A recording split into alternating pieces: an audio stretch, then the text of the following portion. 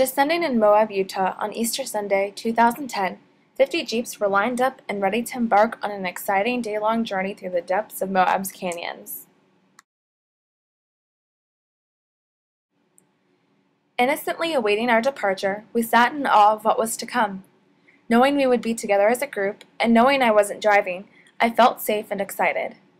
It was my first time out on the safari, but because I was sitting next to the group's leader, though he was a stranger, I figured I was in good hands and had nothing to worry about. Ideally, we begin each new endeavor with some innocence. That is, openness, optimism, excitement. Because we do not know what is coming, we have to trust. Joseph Campbell.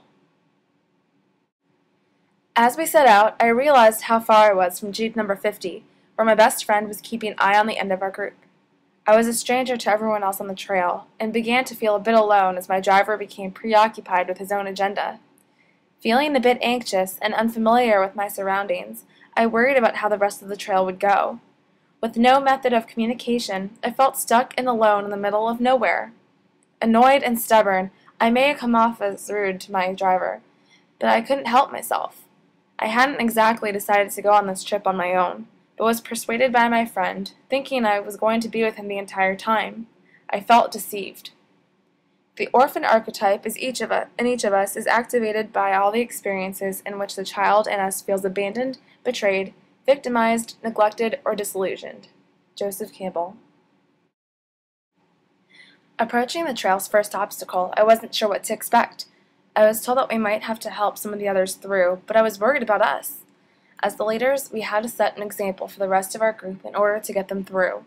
Staring up at the rocks ahead and the steep ledges surrounding us, I had no choice but to hold my breath and continue. Holding on to our Jeep's terrier frame for dear life, we staggered up the rocks. Never had I been in such a risky, exhilarating situation where my courage was the only thing that could get me through the pass. Still annoyed that I was going through this experience without my friend, I couldn't help but feel accomplished. I had conquered the seemingly impossible rock without having to lean on him for support. I had been my own enemy, discouraging myself from enjoying and experiencing the trail, but it was then that I owned up to my actions and began assisting the others. It is the warrior in us that when faced with a problem, whether on one's own or another's, immediately tackles it and tries to save the day. Finally, it is the warrior within each of us that is humiliated if we let a wrong or slight go by and do not do anything about it. Joseph Campbell. As the leaders of the trail, we became responsible for guiding others through, dictating every turn and acceleration needed to get over the rocks safely. Some Jeeps were more difficult than others, requiring extra care and attention. Patience was a must, as additional time was spent pulling Jeeps that could not make it on their own. I watched as my driver talked everyone through the safest and most efficient ways of tackling this first obstacle, realizing that this job was quite selfless and caring.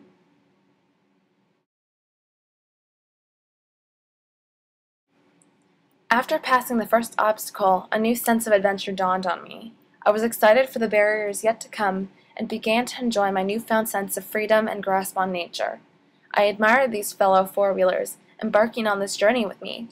It was at this time that I began to toy around the idea of learning to drive one of these Jeeps on my own, so that I too could set out and enjoy the many trails that Moab has to offer. Never had I imagined myself getting into such a wild ride, but my first taste of it had left me wanting more.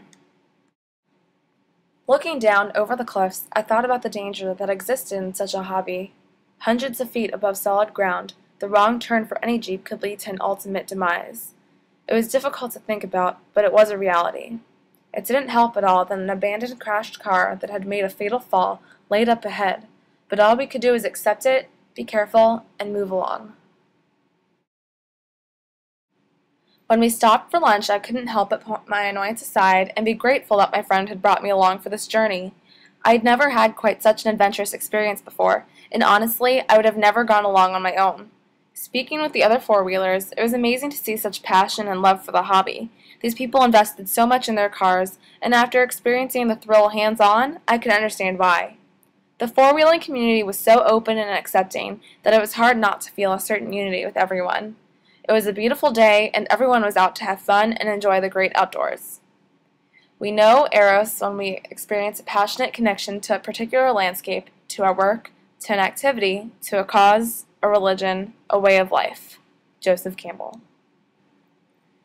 During my time out in the canyon, I realized that there was so much unknown in the world, so much that I would never see or experience.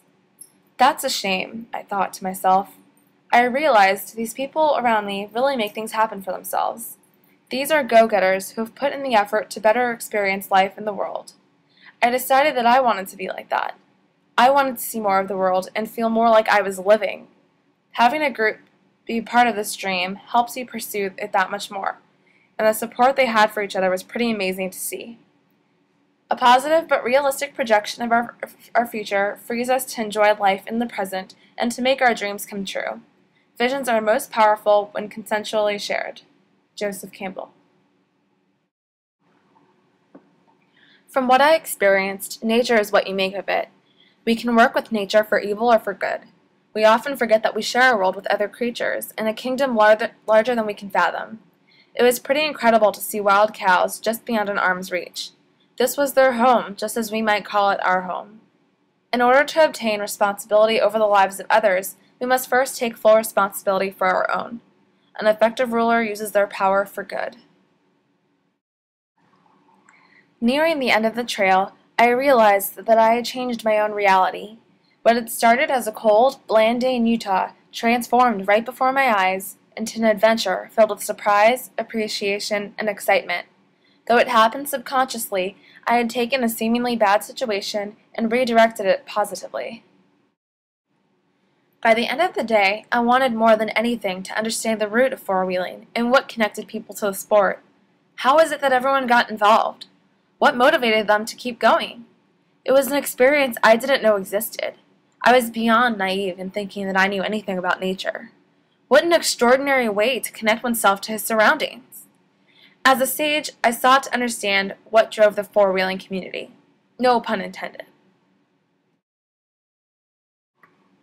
When it comes down to it, the reason people are so dedicated to the sport is because it's fun. It gets people's blood pumping and gets them out of the house. The thrill makes people feel alive. Though these trips can run from a few hours to a couple days, every step of the journey is worth it. Every obstacle, every tree, every mountain plays a part in the overall experience. It's a break from routine life to act a bit childish and silly. It's at the root of our basic sense of vitality and aliveness, which expresses itself at a primitive, childlike, spontaneous, playful creativity.